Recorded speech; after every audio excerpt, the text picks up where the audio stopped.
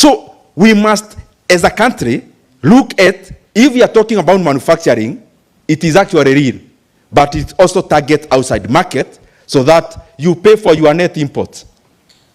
You pay for your net imports by also exporting. Hey, it's so much jargon today, lakini mutanisamehe. I'll highlight a few points as I go to the close. How do we enhance productivity as a country? But before that, so that this makes sense, those formulas I made you right. I talked about US. US grew by what? Starting by manufacturing. Manufacturing for what? Exports. UK had done exactly the same before. How did South Korea grow? South Korea came up with a model called export-led growth economy. The economy of South Korea grew on a model which is actually now studied, called export growth economic model. How did they conceptualize it? General Park was the president of South Korea from around 1961. Was actually a general, meaning you know how he took the power. But he was a good man. He minded about his country more than he minded about how much money he would make. And he actually was able to check where the problem of South Korea was and how it could be solved. And I'm using South Korea because the size of Kenya is exactly the size of South Korea in terms of population. We are in our 50 millions, both of us. But we were the same in terms of the economic GDP per capita.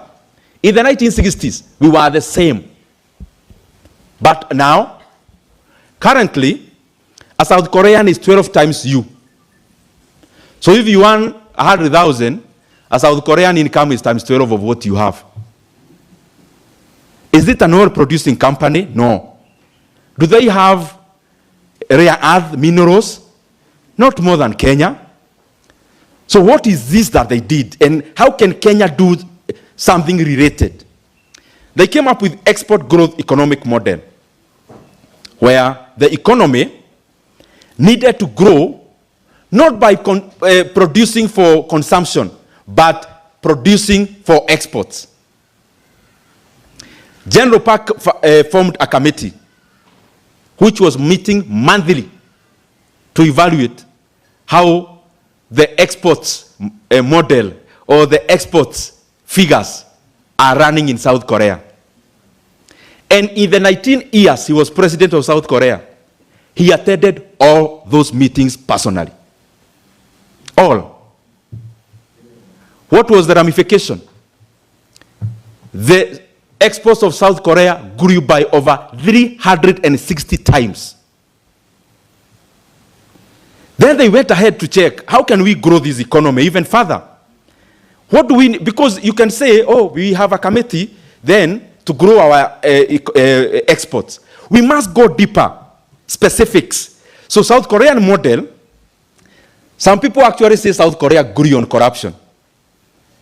Corruption is defined by using policies to benefit private. South Korea was deliberate to the level where they combined private sector and government together for the sake of the economy. So they created a category of companies called chaebols. Chaebols were meant to be big exporters. And what was the basis? The basis was this. If we needed to have, or if we want to have a company that can compete globally, let's say in production of zips, or buttons, or ties, if we need that company in Kenya, it must be very high scalable. Because when you scale a company too high, so the cost of production per unit comes down. So South Korea thought that yes, we need to grow the economy. Everyone, SMEs, they are part of it. But we need some level of companies that can actually go out there and compete with the biggest companies in the world. So South Korea deliberately made policies, including funding policies, that benefited chaebols. The chaebols I'm talking about is a company like Samsung, a company like Hyundai. These companies, one was dealing with dried fish back then, but used the capital, used their profits to become capital to scale technology into other products.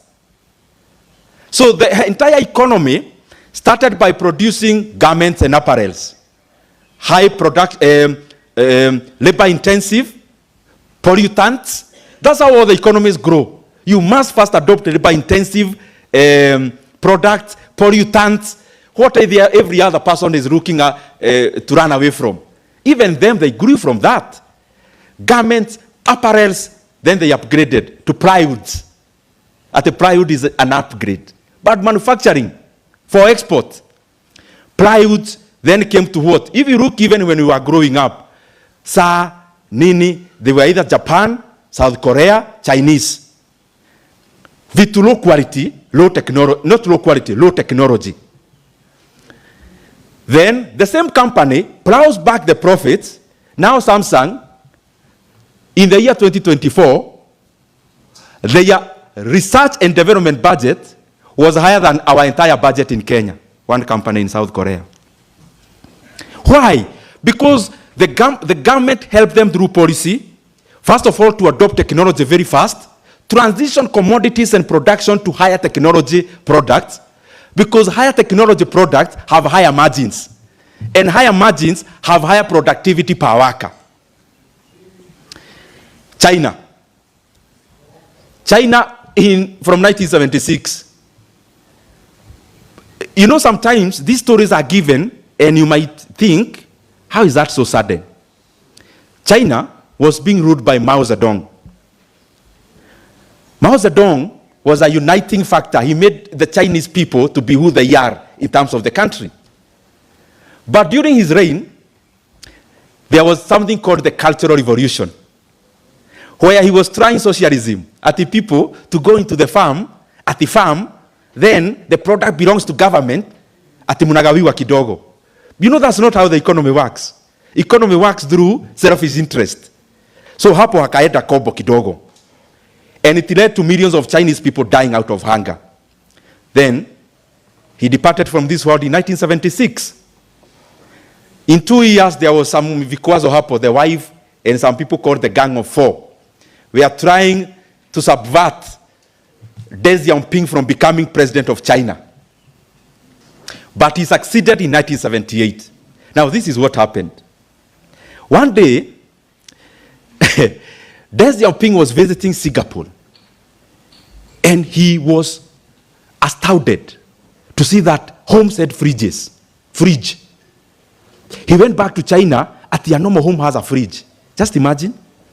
Then, after he went back to China, he remodeled the Chinese economy. First of all, he opened it up. After opening up, he now started the same model of South Korea. Labor intensive, kwanza. So, China also got something called adoption. It's like copying, so to say. So they could see a technology happening somewhere, no need of R&D, no need of tiring your mind. There is this shirt, start manufacturing that shirt. This tie, they start manufacturing exactly it. Why? Their labor was cheap. So this company manufacturing a tie maybe somewhere in England, China would produce exactly the same tie by adopting other people's technology, and then produce more ties and actually make those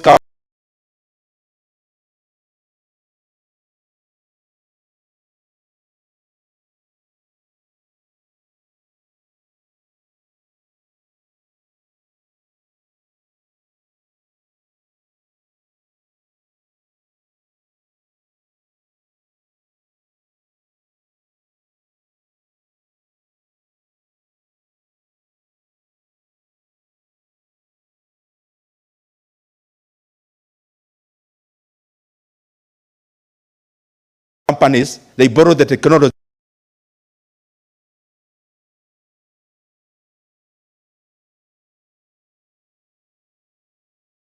Because You move from low production, from labor intensive, you still on productivity. Remember, productivity of a country is the summation of my productivity and yours and the other person. And what is productivity? You may even measure it through income. I don't know whether I'm being too fast. If you go to the formula I gave you about the production formula of GDP, service industry accounts for 65% of our economy because 18 plus 17 is 35. What remains is 65. But this agriculture of 18%, the primary production, is employing over 70% of the entire rural population in Kenya. What does that mean? 18% of the GDP carrying 70% of the rural population. It means the productivity is too low per person. So to grow the bigger cake, then grow the smaller cakes down there of per person.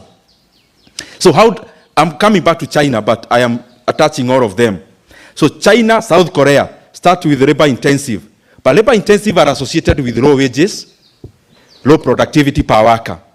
But you have no choice by then, because you are dealing with one social problem, which is unemployment, but you're also dealing with an economic one. We need to grow. So labor intensive industries expand job opportunities. So you solve a social problem. But because the labor is cheap, your products become more competitive. But after that, the same China we know, 20 years ago, they were taking this type, producing it. But now, gentlemen, within a short time, the economy lands. Not just copying and adopting other people's technology. They start now inviting other people who want to manufacture in China. So you go there as an EV company. One of the things you have to sign is that you'll be sharing your research and development to the government. Your findings of R&D can be accessible to government, but there is no bigger whale than that. So companies go there because they think China is very robust in terms of the size. They establish companies, but the guys are intelligent. They are just taking up research, development. Now the reverse happens. Now the China we are talking about today, guys, they have the largest EV manufacturer in the world. Not using other people's technology. Their technology is higher than the Western technology in terms of EVs. Their batteries are higher technology than the ones Tesla is using. Their production per vehicle is more efficient than the one Tesla is making. Within a very short span of time, an economy moves from low productivity, labor-intensive sectors, upgrades to higher technology ones. Now they are at the apex. As I talk to you now, the rare ads that are meant for AI, China knew that over 12 years ago. They came up with a policy. Now the entire world realized last year that the entire rare ads in the world, China in their pocket, they have 70% of that. That's why you see, like the US tries to bulldoze China by some tariffs. Xi Jinping doesn't even call a press conference. He does only one thing. He regulates the imports, not even the exports. He regulates who buys their rare ads. Then after some time, diplomatically, the superpower of the world has to call China on a round table. Moving from low technology, labor intensive, up the ladder, up to the apex. So, in my opinion, Kenya, we still need a lot of labor intensive industries. And these points I will not overemphasize. So I don't want to take not more than 10 minutes to wind up. Kenya, in my opinion, unemployment, there is a difference. Forget about the figures we report called unemployment. Unemployment may deceive you. There's a difference between unemployment and joblessness. There is a word that gets reported is called unemployment. But remember, the definition of unemployment is somebody who has not earned anything for the last 4 weeks and somebody who has not actively looked for a job for the past few weeks also. But remember, joblessness includes the people who already did that for years, they gave up. That's the biggest in Kenya. So we still have a big problem with with joblessness. So we still need a lot of labor-intensive industries. But these labor-intensive industries must not necessarily be in primary production, because we will be trapped in a low-level equilibrium. A farmer in Kenya currently, whatever kind of farming you do, you are trapped in a low-level equilibrium. You will never break even in terms of breaking the ceiling to get wealthy until you upgrade to adding value to your own produce, either alone or as a cooperative. Because it doesn't matter, even if you have 1,000 acres, 10,000 acres, the margins in farming are still too low, and the labor that is needed is still too low, and the dependence on weather is still too high for you to scale. So you still farm, yes, but you farm knowing it's not the head. There has to be another head. There is something called capital accumulation. All the economies we aspire to be like, and there is one I am avoiding to mention because I don't want us to have both of this discussion with those political semantics. There's one country that I would really have wanted to give an example with here, but I'm avoiding it. You know it. Capital accumulation, the reason you guys, you see me talk about shares all the time and NSE is because I believe to a large extent the economic break in Kenya, NSE has a very big role to play. A developing market has a huge role to play to manufacturing, has a huge role to play in advanced service and technology. How? If you look at all those type balls I talked about South Korea, yes, internal resources were there because the government policy was deliberate. Come to China. At your own time, Google the largest companies in China and check who were their investors when they started. You realize one thing. All the countries that have grown in our generation have grown using other people's technology and money. Something called capital flow is critical and very important. That country I'm not mentioning because it has been politicized in Kenya so much, yet it's a very innocent, good country. If you go to their securities, to their stock market, called SGX, you realize the top 10 companies that are listed there, yes, the government is very dominant, but most of those companies developed and grew using other people's money. Other people's, I don't mean locals, I mean outside money. BYD is currently the largest EV manufacturer in the world. Who are the manufacturers at the early point when they really needed capital? It's Berkshire Hathaway. Who owns Berkshire Hathaway? Warren Buffett from the US. If you go to, you check in your free time, Alibaba, you check all those big tech companies. Capital flow is a critical element. Why do you think the US dominates us so much? The capital markets in the US on the stock side alone is bigger than the GDP of the US. But is it their money? Not necessarily. Because even a Chinese company lists on the New York Stock Exchange just to seem sophisticated. We must develop our capital markets to a level where we are able to attract big pipes of capital inflows, not necessarily outflows, because the capital we have in Kenya is not sufficient to grow at the level where we need to alleviate poverty and we need to uplift so many Kenyans out of poverty. That thing is technology. I don't need to gainsay the point I talked about labor intensive. Labor intensive is the lowest technological adoption level. Then you go to to skill-intensive industry. After skill-intensive, you usually go to capital-intensive. After capital-intensive, you go to technology-intensive. Is it a coincidence that all the largest companies in China are now technology companies? That all the Forbes list billionaires, top 50, they are all technology companies. And technology doesn't just mean IT. Technology means, for example, if you talk about Dangote and the refinery he built the other day in Nigeria. To me, as much as that is manufacturing, is also technology. You are adopting new ways.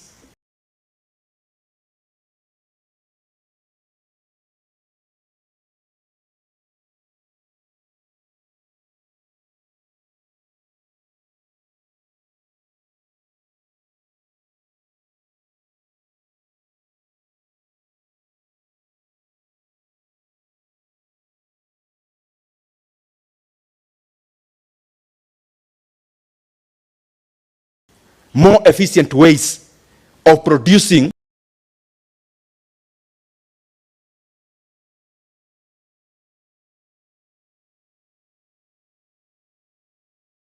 more cheaply. Let me just read you some statistics here because I don't want to take more time. There's a company called NVIDIA, I'm sure you have heard about it, manufacturing AI chips. Their research and development budget for the year 2025, R&D budget, was 12 billion US dollars, which is 1.5 trillion Kenya shillings. One company, not the entire cost, their R&D, research and development. And I want to read from 3 different economies. In 2024, BYD, sisi tunajua ni kampuni ya gari. So we expect that the expenditure should be about windscreen, batteries, and etc. The expenditure on R&D in 2024 was 7 billion US dollars, which is 900 billion Kenya shillings. Samsung, the one I talked about, their R&D budget in 2025, listen to this, was 25 billion US dollars. Which is 3.2 trillion. Our entire budget, as Kenya, almost, was one company's research and development budget. That should trigger us on why are they doing this? Because productivity is enhanced by technology. Any company that does not invest in R&D, what you do is to lag behind, or then you remain mundane. Your production becomes archaic. The same you bring it to the economy. So these are the points I just highlight. You can interact with them later. How I think we can reshape the future of some sectors in Kenya. One, of course, is high targeted manufacturing. High targeted manufacturing, high productivity manufacturing. That can only happen again through capital flows that are unrestricted. Number 2, is deliberately fostering entrepreneurial spirit. The biggest problem Kenya has and has been having for years is patronage stifling entrepreneurship. Patronage, that the biggest employer in Kenya becomes the politically, the occupants of political positions. And because we know they are not entrepreneurs, so what are they doing? We allocate capital where it should not be. Because when you become a politipreneur, the money you get, the profits you get becomes possessions. But economies grow when you convert possessions and wealth into capital. A normal entrepreneur, that's how they think. You start a bank called Equity. A normal entrepreneur, how do you think on how you can scale it? So when you make money, you actually plow it back. Before we know, you've expanded to Tanzania. You've expanded to Burundi. You've expanded to any other place. You are a Dangote. You may be held by policy, that's fine, but you are an entrepreneur. you wake up in the morning to think about creating. So what does Dangote do? You manufacture, you start with importing fertilizer, you make money. After making money, you set up a fertilizer company. Then you go to oil import. Then you make money, you set up a refinery. You see the sequence. This person is using their profit, not as possessions. Maybe in their bank account, maybe hata hawana pesa. But they are using this possession, this wealth, as capital to generate. But when money falls in the hands that are not entrepreneurial, the wealth becomes possessions. And when we do entrepreneurship, when you are already not an entrepreneur, you not think like one. So you'll make money, stack in the banks, stack it in sacks for a rainy day politically. But this money, if it was in the better hands of an entrepreneur, this person would have made this 1 billion.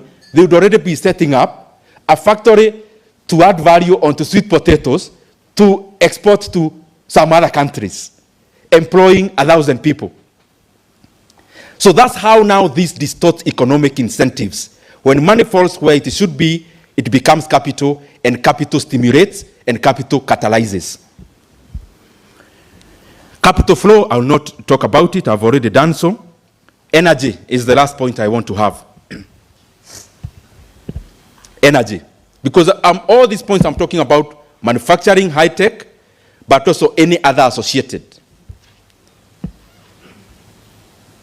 And I'm talking about it because sectors that are scalable, sectors that you don't rely on market prices. You know, when an economy is trapped in primary production like agriculture, you are trapped in something called market prices. Oh, sell your maize in market prices. But a person manufacturing a phone, they determine how much they sell to us, not based on market price, because you can differentiate your products. In farming, you can't. Anyway, that's another point for another day. Kenya currently produces around 3,000 megawatts of, roughly, 3,000 megawatts of energy. 3,000. We are actually not serious. We are not even near serious. South Korea, in manufacturing, 50 times is generating. The installed capacity is over 50 times that of Kenya, yet our populations are the same. Just think about that. Energy is the bare minimum when it comes to manufacturing and high-level technology. It's the bare minimum. It's the least people can ask for. It's the least an investor will ask for.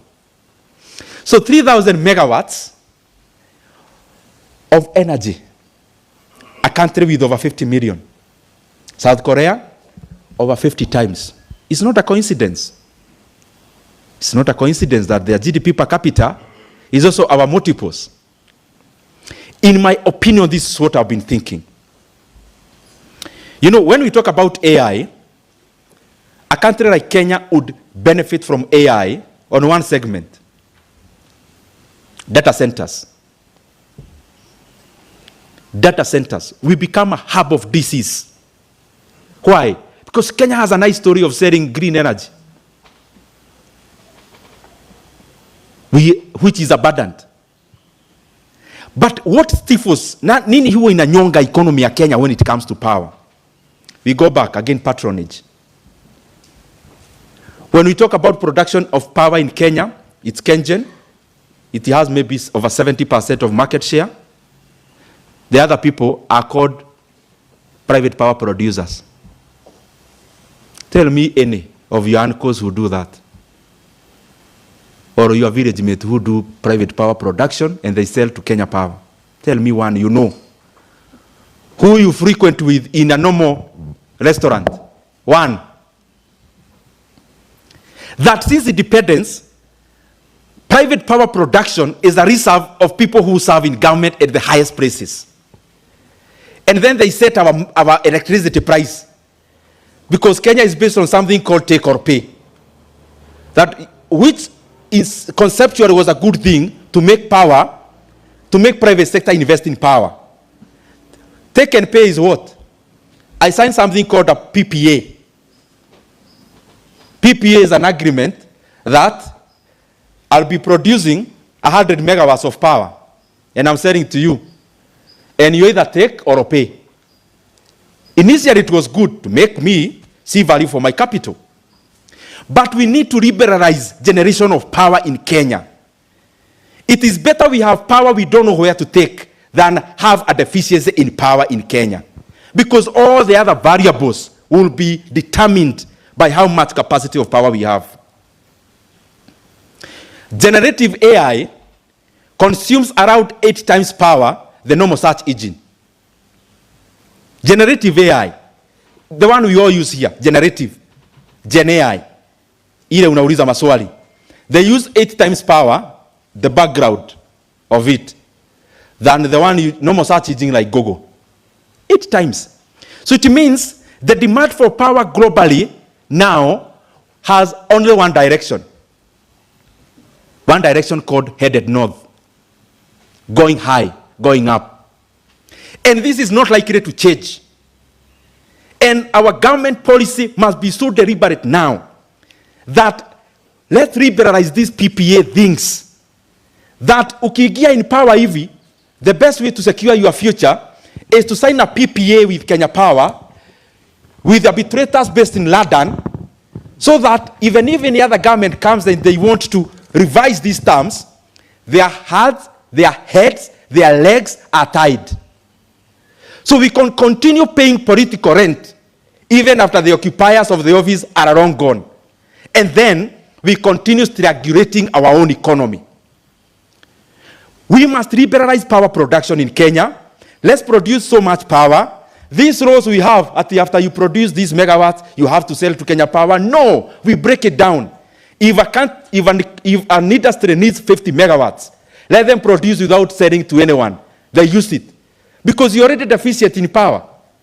We produce as much power as possible. And we become a center of disease because we have a nice story we can sell. We can even tell Microsoft, we can tell Meta, Amazon, and all the rest, we give you land. We also give you resources. Produce your own electricity. Set up your DCs here. Those terms will benefit Kenya better than just sitting around with 3,000 megawatts of power, an economy of over 50 million, and you're talking about manufacturing. Which one? One dam called Grand Renaissance Dam in Ethiopia. One. They are producing over 5,000 megawatts of power, selling to all of us around. And they're in the process of making another one of 3,000. Let me tell you guys, tutakuwa tunasoma Ethiopia kwa gazeti. Why should we make this happen when you have the opportunity to change the fortunes for Kenya now and in the future? We must break these PPA things and we liberalize power production because power is the biggest handicap that Kenya has in terms of production. And my opinion on power again, because I've been thinking about it. By the way, sometimes I wake up at night to think about Kenya in some sectors. And I write down some points because they disturb me. Take a company like Kengen. The government of Kenya owns 70% of Kengen. Is it 60 or 70? I think 70. What's the value of Kengen? If you bought Kengen today, the entire value is 63 billion shillings. 63. Kengen will be yours. But they are producing, let's say, close to 2,000 megawatts.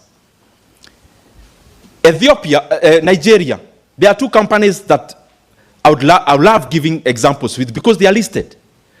One company is called Geregu Power. They are producing less than half of what Kengen is producing. But their market valuation is 200 billion Kenya shillings. There's another one called Transco Power. They produce less than half what Kengen is producing. But their value is 200 billion Kenya shillings.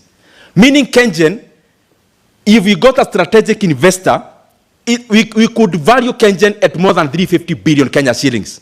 We don't need to invest 1 shilling in the budget. We need a strategic investor, comes with money, The government sits part of the 70%, remains with only 35%, value it correctly at 350 billion, all this money can come and produce double the capacity we have in Kenya.